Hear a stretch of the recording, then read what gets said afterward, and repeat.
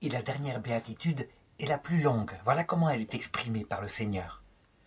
Heureux êtes-vous quand on vous insultera, qu'on vous persécutera, et qu'on dira faussement contre vous toutes sortes d'infamies à cause de moi. Soyez dans la joie et l'allégresse, car votre récompense sera grande dans les cieux. C'est bien ainsi qu'on a persécuté les prophètes, vos devanciers. On pourrait se demander, comment est-il possible que pour le Christ, pour un message comme celui du Christ, qui est un message pacifique, donc qui se résume, je l'ai dit, à l'amour de Dieu et du prochain, poussé jusqu'à l'oubli de soi, en vue non seulement du bonheur sur terre, mais surtout de la vie éternelle. Comment se fait-il que ce message puisse semer la guerre sur la terre? Et le Christ l'avait dit. Ne croyez pas que je suis venu apporter la paix, je suis venu apporter le glaive. On se dressera le frère contre le frère, la sœur contre la sœur, etc. Comment se fait-il que ce soit comme ça? Eh bien, c'est pour une raison simple.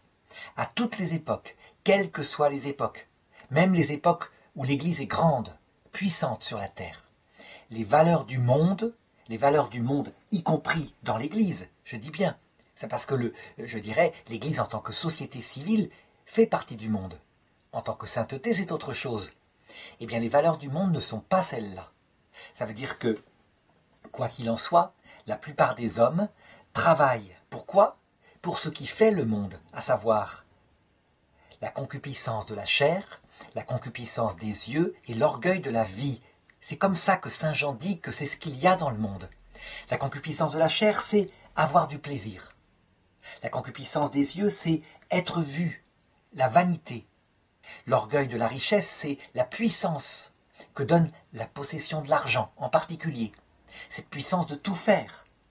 Et on peut dire qu'à chaque période, c'est plus fort que l'homme. La majorité vise à cela. On pourrait dire, mais tout de même pas dans l'Église. Dans l'Église catholique, le message du Christ est net, et donc les gens qui rentrent dans l'Église ont d'autres valeurs. Ils visent le ciel. Oui, ils visent le ciel, ils s'y efforcent, mais leur être est en chemin. Et certains en plus ne visent pas du tout le ciel. Ils visent en entrant même dans la carrière ecclésiastique. Le mot carrière veut dire ce qu'il veut dire. Eh bien, de briller, d'être vu, de posséder des richesses. Ça s'est fait à toutes les époques. Je donne un exemple. Quand le pape Grégoire le Grand essaye d'imposer le célibat aux prêtres. Pourquoi? C'est parce qu'il n'y a rien à faire. Les prêtres, depuis des siècles, sont prêtres de génération en génération. Pourquoi? Parce que c'est formidable. On communique à son fils sa paroisse, et sa paroisse, c'est un revenu. Donc c'est une carrière, et c'est formidable. Résultat, pour éviter cela, eh bien l'Église dit aux prêtres d'être célibataires. Ça va marcher? Eh bien pas du tout. Les paroisses seront communiquées aux neveux. Et on va le voir, pendant toute la période du christianisme triomphant, eh bien, des charges, je dirais des possessions d'abbayes elles-mêmes sont données à des familles. Quelquefois, des laïcs prennent possession de ça en vue des revenus. C'est un revenu ecclésiastique, quelque part, et des laïcs peuvent le toucher. Donc, il faut bien être conscient que, quoi qu'il arrive, à toutes les époques, celui qui est du Christ a des valeurs qui ne sont pas celles du monde. Et donc, quand il les a de tout son cœur, avec limpidité, forcément, il est ennemi du monde. Son comportement est ennemi du monde. On peut citer par exemple l'époque de Louis XIV. Il est certain qu'il y avait des prêtres autour de Louis XIV qui avaient les valeurs de Dieu. Et il le disait au roi lui-même, qu'il ne fallait pas qu'il ait des maîtresses, qu'il commettait l'adultère. Et le roi entendait, parce que son cœur était divisé, était quelque part à Dieu, et donc il voulait entendre ce message. Mais son corps était au plaisir, à la jouissance, à l'amour de la guerre, etc. Et cette division en lui faisait qu'il n'a pas persécuté les prêtres. C'est vrai. Il les a écoutés, et ça lui servait un petit peu de flagellation.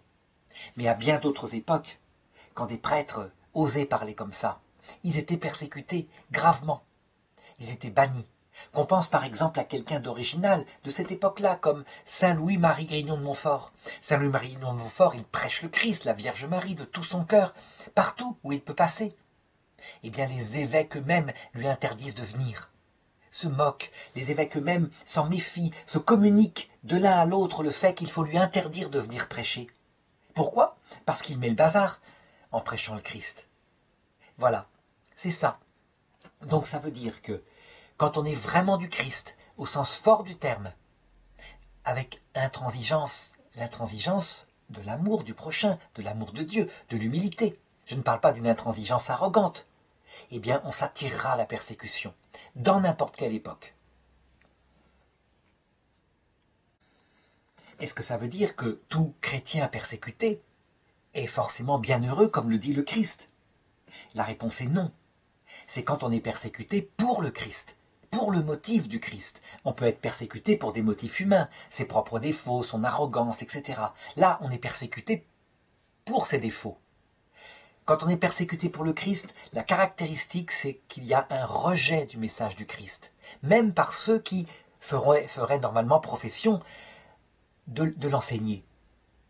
Un rejet du message du Christ dans ce qui le caractérise, à savoir le Christ crucifié, le sens de la vie donné par le Christ. Eh bien, il ne faut pas croire, c'est fréquent. Il n'y a qu'à s'efforcer d'y être fidèle et on verra les persécutions tomber sur la personne. Prenons quelqu'un comme le Padre Pio. C'est un exemple intéressant. Le Padre Pio, en Italie, il est vénéré. C'est un saint extrêmement puissant, qui fait des signes fantastiques, qu'il donne à l'Église, même après sa mort, mais pendant sa vie aussi. Il y avait donc des prêtres qui le regardaient comme un saint et qui l'admiraient. Mais il n'y a rien à faire. Dans son propre couvent et de la part de l'Église à l'extérieur de lui, il était persécuté. Ça veut dire que des gens pensaient que les stigmates qu'il portait étaient un trucage. Des gens pensaient qu'en fait, il avait une mauvaise vie, qu'il avait forcément une maîtresse, que les femmes dont il s'occupait pour les mener au Christ, forcément, il devait coucher avec par ailleurs. Et donc, il y a eu des persécutions terribles qui ont duré toute sa vie. Est-ce à dire que les gens qui le persécutaient étaient des pervers, des orgueilleux, des donnés au diable? Pas forcément. Quelquefois, ils étaient sincères. Mais quelquefois, le diable est là, qui est d'une réalité, et qui excite, je dirais, qui excite la rancœur d'hommes qui par ailleurs peuvent être dévoués, contre le serviteur de Dieu. Il ne faut pas oublier cette dimension-là. Parce que le diable, lui, il repère quand est présent le vrai message du Christ. Et donc il lutte contre, parce qu'il sait très bien que des âmes lui seront perdues si les gens suivent ce message. Le diable est un être vivant. Ce n'est pas simplement le mal en nous, c'est un ange révolté, avec un projet très précis. S'il est révolté et qu'il agit contre l'homme, c'est qu'il atteint un but. Il veut atteindre un but. Ce but, on le connaît. C'est un but extrêmement spirituel, digne d'un pur esprit, qu'est le diable. À savoir, il exige, il veut, il réclame ce qu'il sait être le seul trésor intéressant. La vision béatifique, il veut voir Dieu. Ça paraît curieux, on dira, mais il veut voir Dieu, comment ça? Il lutte contre Dieu. Non, il ne lutte pas directement contre Dieu lui-même, il lutte contre le mystère de Dieu dans son humilité et son amour. Il ne lutte pas contre le Dieu tout-puissant, il n'est pas bête. Il lutte contre cette lubie de Dieu qui fait qu'il donne la vision béatifique à celui qui l'aime et à celui qui se fait tout petit. C'est le projet même de Dieu qui l'embête, parce qu'il sait que sous ce rapport-là, il sera battu par des hommes, et en particulier par des femmes. Il sait à l'avance, il devine, il est intelligent, qu'il y aura quelqu'un comme la Vierge Marie, et il ne se trompe pas. Non pas parce que les femmes, en elles-mêmes, individuellement, seraient plus humbles et plus aimantes que les hommes, mais parce qu'en général, il sait que la nature féminine, qui donne la vie, est portée plutôt à cet amour, à cette humilité, donc il y aura forcément des individus qui l'appliqueront. Résultat, son travail, il s'efforce de révolter le maximum d'humains contre ce projet de Dieu, de les entraîner dans la révolte avec lui pour qu'ils réclament la vision béatifique, non pas parce qu'ils aimeraient Dieu, mais parce qu'ils la méritent, parce qu'ils en sont dignes étant de pures intelligences, et l'intelligence mérite de voir la cause de tout. Ils pensent que, en révoltant l'univers entier contre Dieu, Dieu cédera et abandonnera ce projet absurde. Voilà le projet du diable, le mystère de l'iniquité.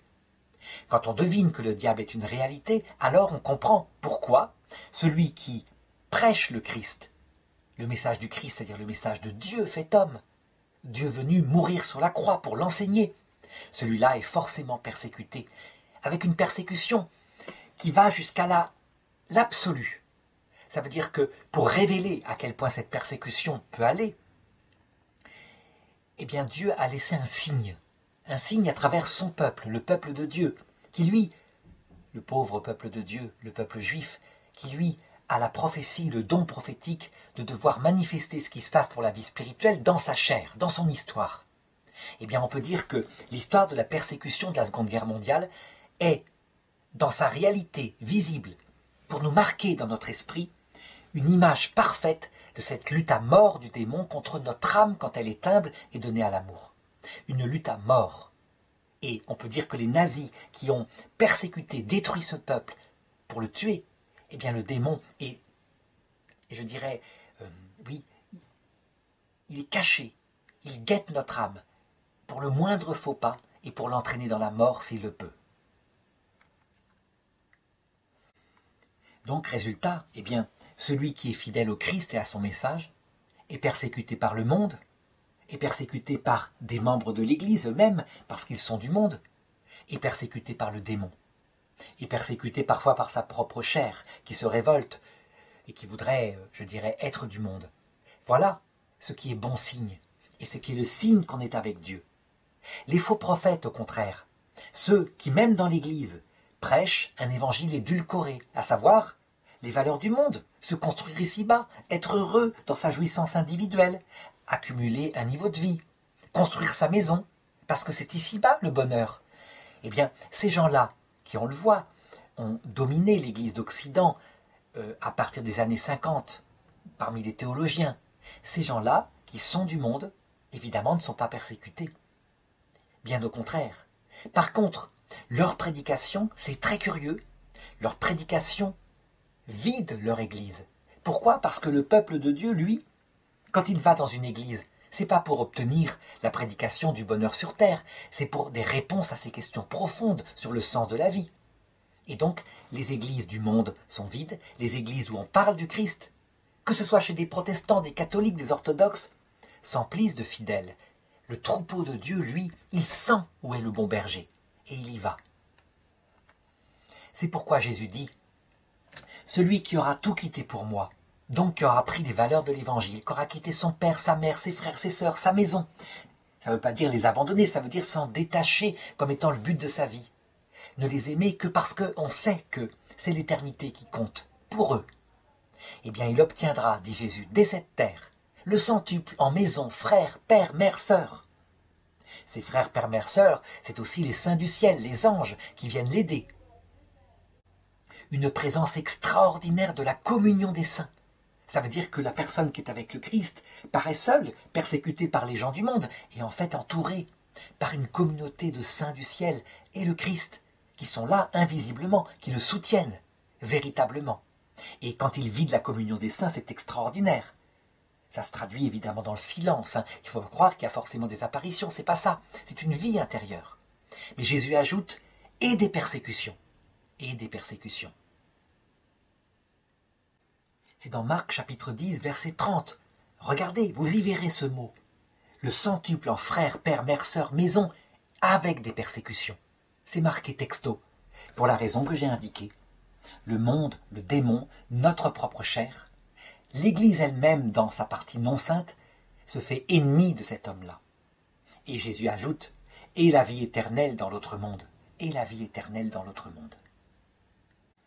Ainsi, Jésus la cite, cette récompense dont il dit dans les Béatitudes, « Votre récompense sera grande dans les cieux ». C'est la vie éternelle. Alors on pourrait dire, on souhaite une récompense égoïste finalement, la vie éternelle. Non, parce que la vie éternelle, c'est tout simplement la personne de Dieu et du prochain avec nous. C'est donc dans une générosité totale, dans un oubli total de soi qu'on l'obtient. Et par surcroît le bonheur. Mais le but n'est pas le bonheur, le but de celui qui est purifié, c'est Dieu et le prochain. Jusqu'à l'oubli de soi, je l'ai dit plusieurs fois.